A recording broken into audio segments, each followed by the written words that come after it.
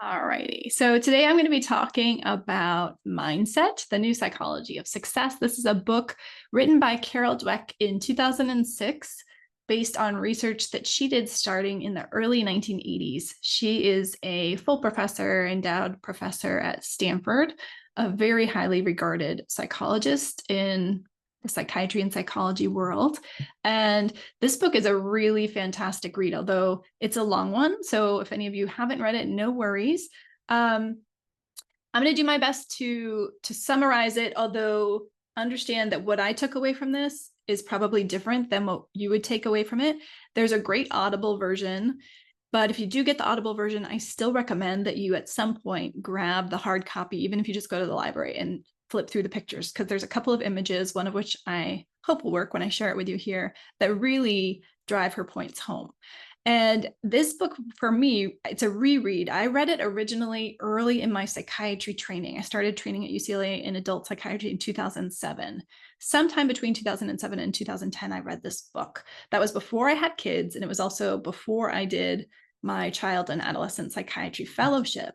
So it was fascinating for me to read this again now and realize, oh man, I have like really fixed mindset, and a lot of it was because of my training. So it's going to be interesting to talk to you guys about all that. Just a reminder, I'm Dr. Marissa Caudill. You can find more about me at theparenttdoctor.com.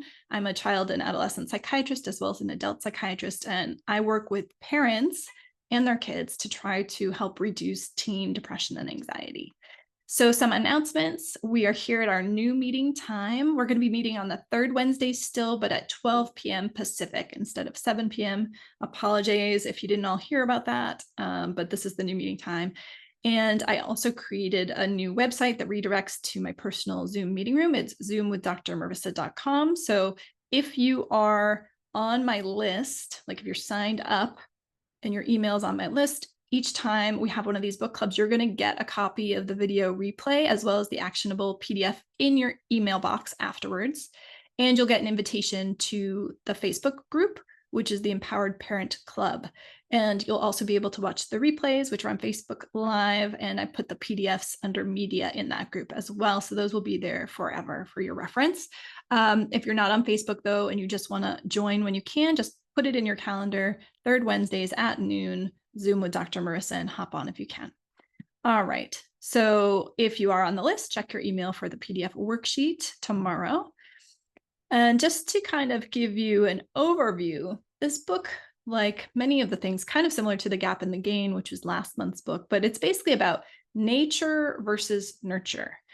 The idea is that we all have given traits and abilities, and it's true that some people are better at some things than others. And this book is not saying that we're all equal and we all have the same potential. It's just saying that we don't know what anyone's potential is, because that's really going to depend on how hard they work at something, how smart they work at something, and for how long. So I think ultimately it's about the fable, the tortoise and the hare, right? I mean, if you look at a tortoise and a hare and you had to guess which one's going to win a race, genetically, the nature would make you predict that the hare is going to win the race because they are much faster. But what we know from the story is that the behaviors and the choices depend a lot on the final outcome.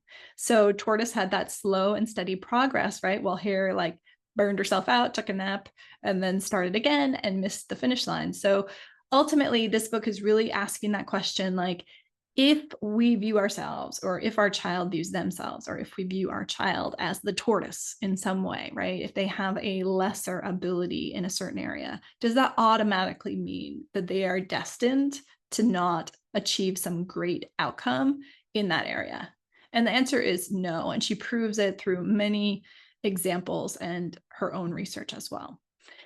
So another important thing to take away from this book is that we all have both fixed mindset and growth mindset within us. And it really depends on what's going on in our own lives and what our feelings are that day about how much we're going to be able to embrace our growth mindset or how much we might embrace our fixed mindset. And I've been thinking a lot about actual neurobiology in our brains, and the lower part of our brain, the more primitive part of our brain, the part of our brain that all of us have, is there to make sure that we survive. And this is the part of our brain that really grasps tightly onto fixed mindset concepts because it's always trying to play it safe. And it's really the more evolutionarily advanced parts of our brain, the prefrontal cortex part, that can be grown with effort to adapt a more growth mindset to keep encouraging us to try at things even when they don't go well at first.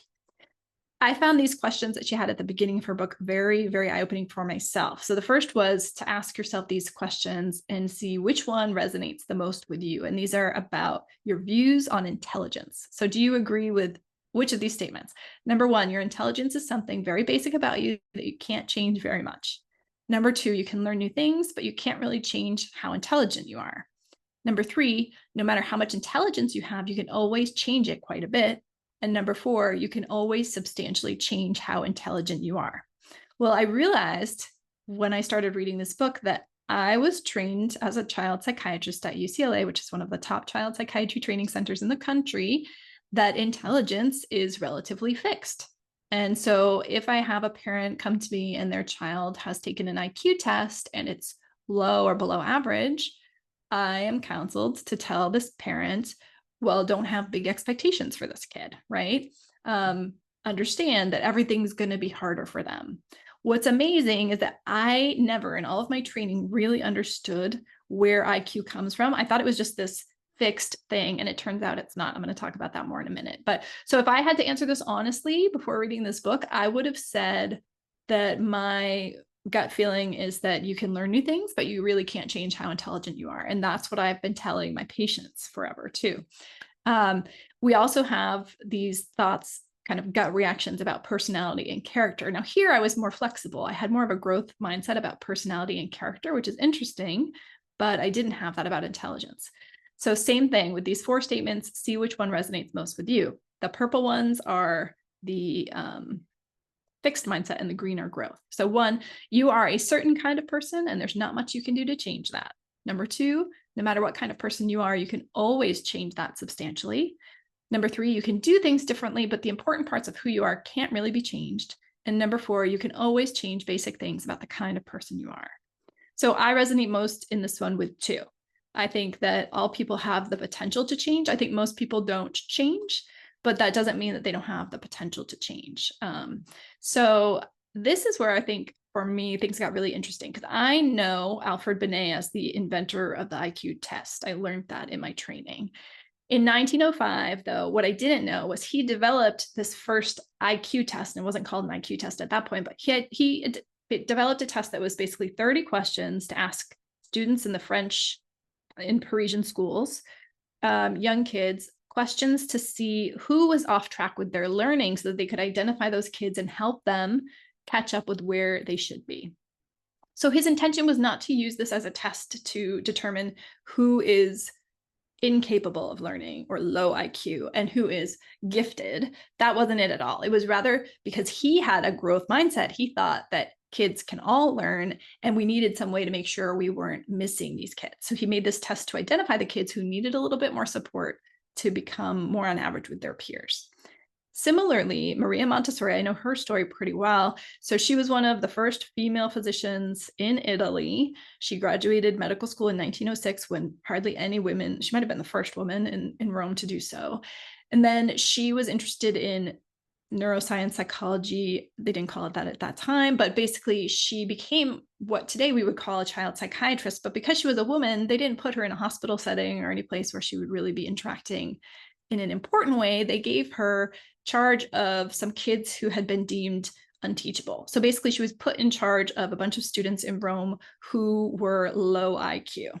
And then she learned how, or she discovered, she asked, how can I teach these kids? And that's where the Montessori method of education was born. So she really viewed these kids as capable and able to learn. And she didn't view them as unteachable or dumb or with a fixed mindset. She really figured, like, let's teach them things that they can use and let's give them time to explore their environment. Let them lead what they want to learn, and let's give them tools that will help them learn.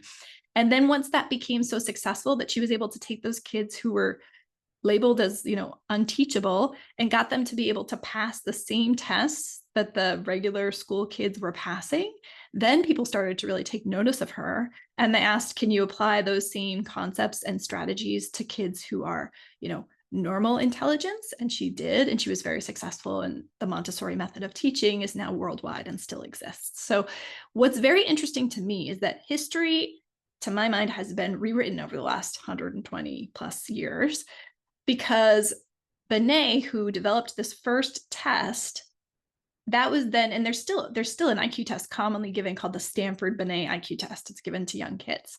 So his impact still lingers. But what I didn't know until I read this book and did more research digging is that the term intelligence quotient, what that comes from is the ratio, basically the score that the average kid at a certain age would get on this Binet test divided, or the score the kid actually gets divided by the average kid their age, right? So say the average kid who's 6 scores 25 out of 30.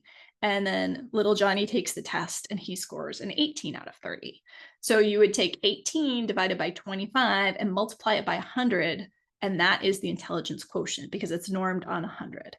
So what it means is that when you take thousands of people and you give them these tests and you have them age matched, what you get is a bell-shaped curve with a mean at 100, and 95% of people are going to fall between 130, which is 2 standard deviations above, and 70, which is 2 standard deviations below. But it doesn't mean anything about that being fixed. It just means that at this point, when you take this test or give this test to this person, they have scored below what you would expect for a child their age, which means it depends. Who are the peers that you're measuring to? Are they equivalent? Like socioeconomically, are they equivalent? Have they had the same exposure to learning and education? Do they speak the same language? Like so many factors are at play when we think about IQ. And I think it's really a shame that I and many people, we put a lot of weight on IQ. It's also true that for the most part, IQ at age 9 stays relatively stable throughout one's life. But that doesn't mean that a person couldn't increase their IQ. And this is where Carol Dweck has proven this in her research. I'm not going to get into that, but like you can increase someone's performance on an IQ. You can increase their intelligence if you meet them where they're at and teach them in novel ways that are geared towards them.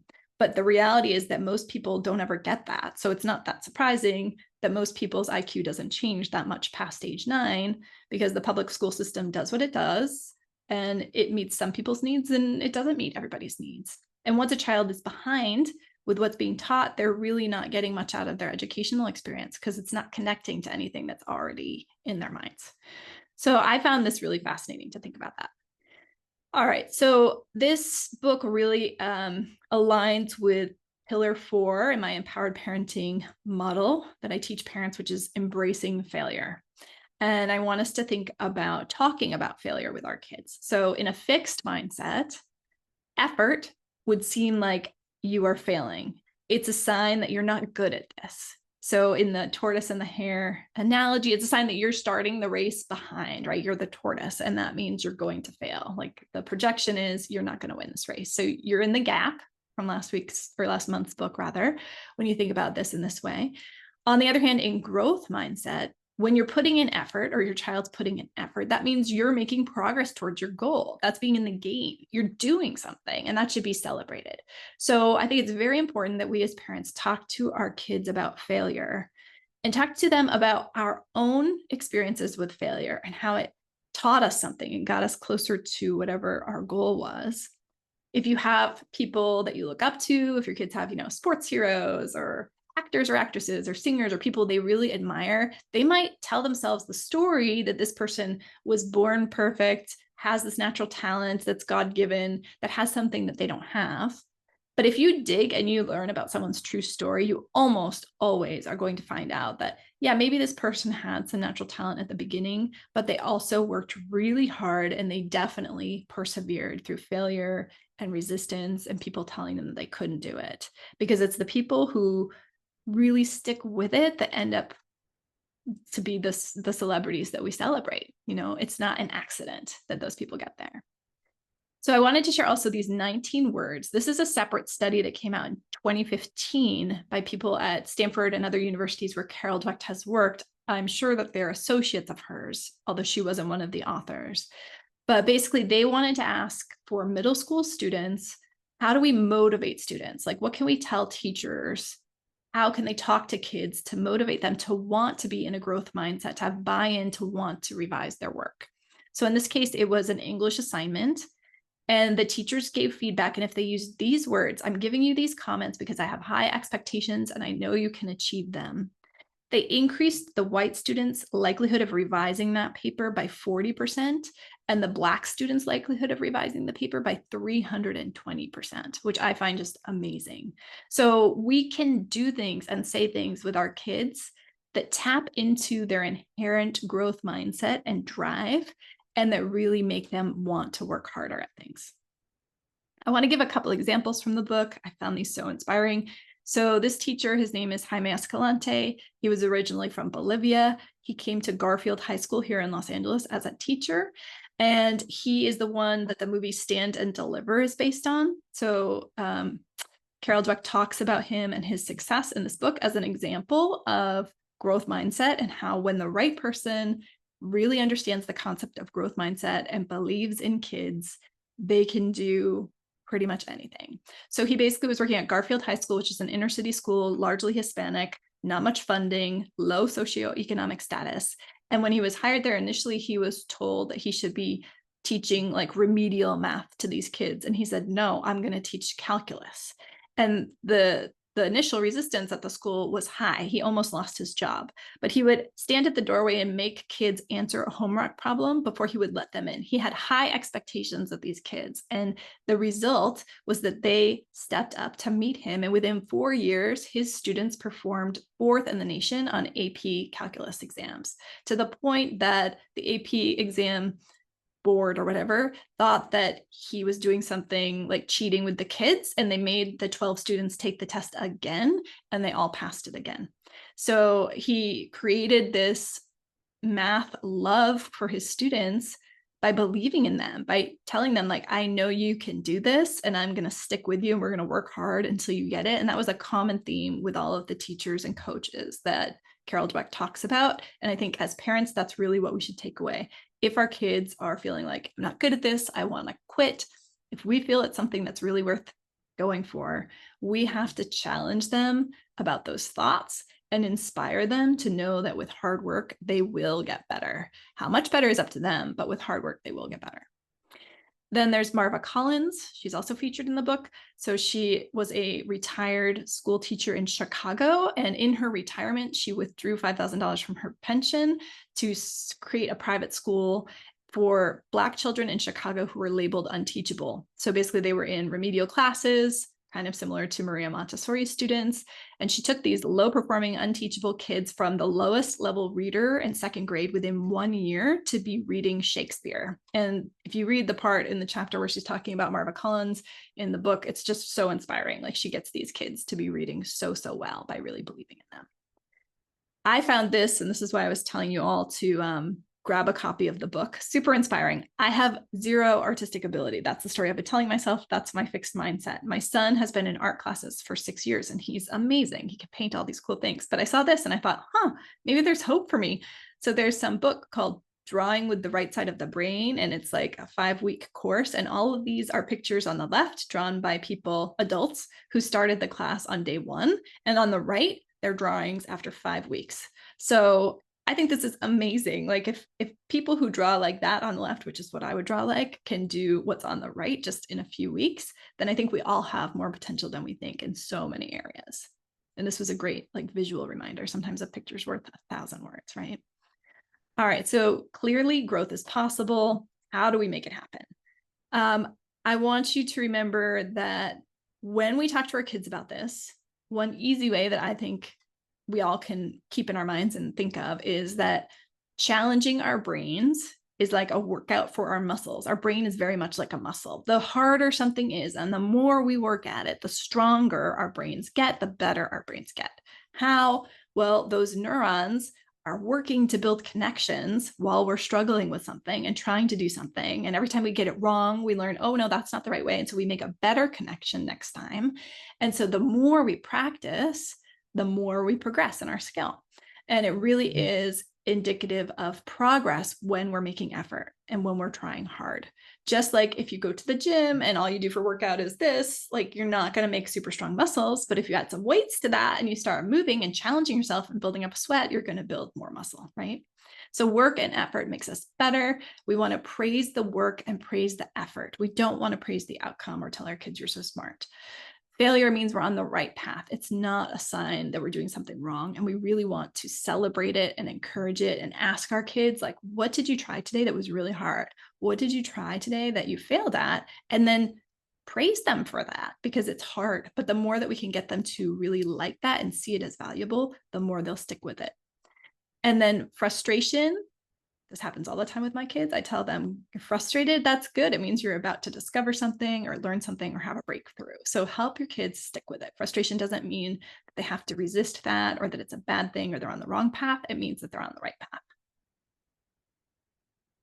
All right, what we want to avoid is labeling our kids as smart, brilliant, talented, beautiful, whatever it is. The label of the perfect or good outcome was really what we thought motivated people in the positive psychology of the 70s and 80s. I was reading a different paper of Carol Dweck's this morning. I'm going to share it with you guys all. But like in the 1990s, 86% of parents thought that this was the best way to motivate their kids. So it's not surprising that I have a fixed mindset because that's like the parenting that I grew up with was like, you're so good at this, because they thought that that was leading to motivation. And I think often we think that inspiration leads to motivation when we're talking about how do we evoke change in our own lives. And this was the thought as well for our parents. They thought that if they told us we're so pretty or so good or so smart, or that we play that so well, but even if we don't, that they're inspiring us to want to work harder at it, that would build our desire to do more. It's actually been proven that it's the opposite. Why? Because if you feel like, oh, I'm good at it, then you want to just kind of drop the mic there, like go out on a high note. You have nothing to earn or win by trying harder. You're probably not going to do as well the next time. You're going to do worse. And that's just, you're going to lose face, right? So we don't want to label the outcome. We want to label the effort. Now, you're never going to do this 100% of the time. You're going to slip up and say like, great job, or you did awesome at that. And that's okay. Just make sure that then you catch yourself and then say like, I know you worked really hard at it, right? Like it really showed. So you want to really be emphasizing the effort and not the outcome. Then you want to not let your kids believe stereotypes or labels. There's been all kinds of interesting studies about this, but women, girls generally view themselves as not as good at math as boys. And so she talks about how if you give a group of girls a math assessment in a room with only girls, they will score better than they will on that same assessment if there's even just one boy in the room. And so when we let ourselves, and it's all subconscious, but when we let ourselves believe labels and fixed mindset ideas about who we are, about our ethnicity, our gender, whatever it is, then we really hinder our performance and our progress.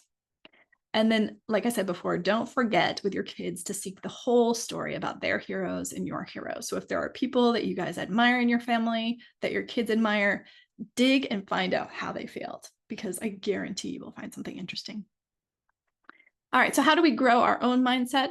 The next time you face a challenge or want to give up on something that you were enjoying until it got hard, remind yourself that your brain is forming new connections as you meet the challenge and persist, keep going. So again, that's that idea that like, when you get frustrated, embrace that. Say like, okay, this is good. This means I'm about to break through. Seek constructive criticism. This is easier said than done, right? I mean, none of us really like being told that we could do something better. It still hurts my ego. But the more you intentionally seek that constructive criticism and start to invite it, the stronger you get at really believing it can help you and the less it hurts. So for your kids, I think this is something you can really encourage them. If they have a project they're working on, this is one reason to really avoid procrastination, because you can say like, okay, how about we set the deadline for the day before so you can give it to a teacher or give it to another parent to get their feedback.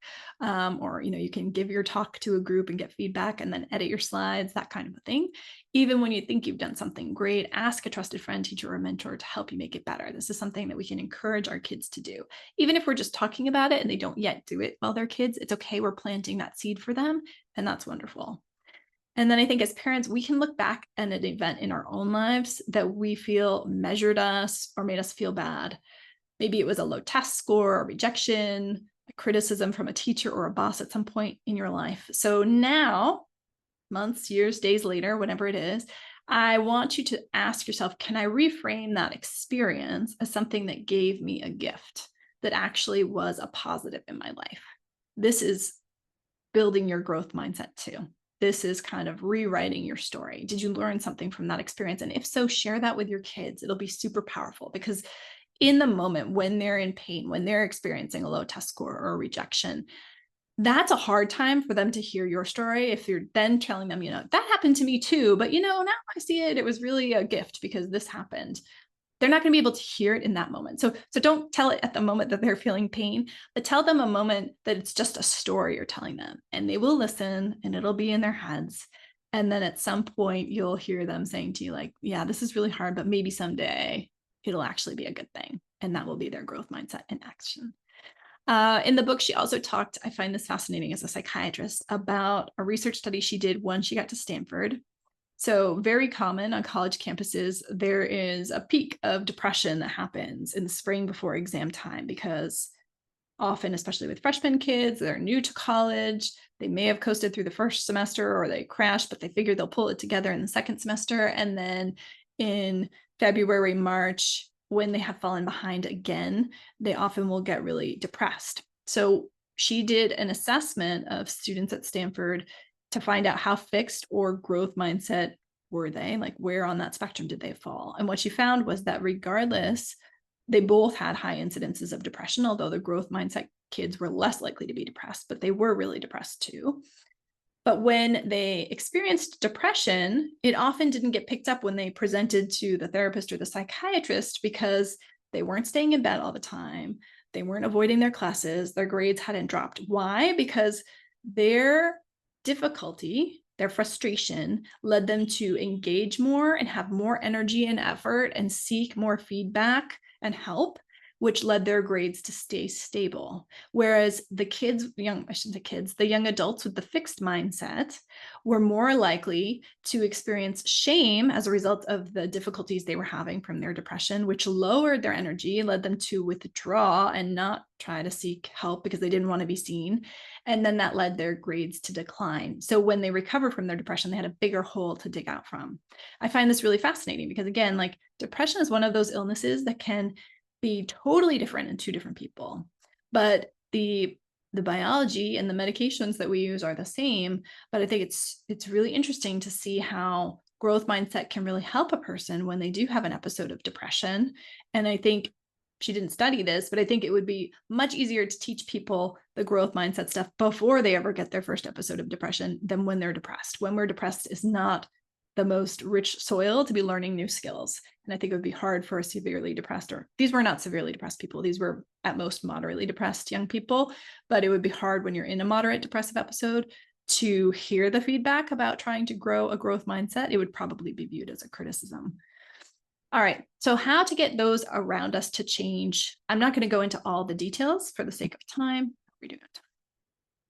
All right, we're running out of time. So how parents, teachers, and coaches can use growth mindset is in chapter 7. For kids who have a fixed mindset, if you have a child who has a fixed mindset, go to chapter 8. That's a great one. And for workplace or business examples of how you can overcome your coworkers or bosses' fixed mindset, go to chapter 5. All right, and then building growth mindset at home. I think the key is really have high expectations in a supportive way, not in a critical way. Let kids know that you think they can do whatever the thing is and expect them to work towards a solution. Remember that any effort is better than no effort. When we try and we fail, we're one step closer to a solution, regardless of the fact that we failed, because we did something. We built some neuronal connection in that effort. And then as parents, we can really catch and label our own fixed mindset and use that as an example for our kids. So we all step into a fixed mindset from time to time. When you find yourself doing it, model for your kids how to notice it. Say, you know what? Yeah, I just popped into a fixed mindset. I thought I can't do this because of X, Y, and Z. And I'm realizing that's not even true. Like what is true is it's going to be hard, but if I get the right help, find someone who's done it before, am willing to do it wrong before I figure out how to do it right, I can get there. and then just model that for them. They will be listening and they will be doing that themselves soon. All right, so the final slide is just a reminder from Carol Dweck that you don't get to growth mindset by proclamation. You can't just tell your kids, like, you need to have a growth mindset, or yourself, or your friend, or your spouse. You have to move toward it by taking a journey. And even she herself talks about how it's a work in progress for her, even though she's written the book about it. Like, she's not perfect about always embracing a growth mindset. Again, it's in our human nature to have our survival brain take over in response to unexpected events, and that leads to a fixed mindset. So it's what we do in the recovery from that that helps us to build a growth mindset in our response to things.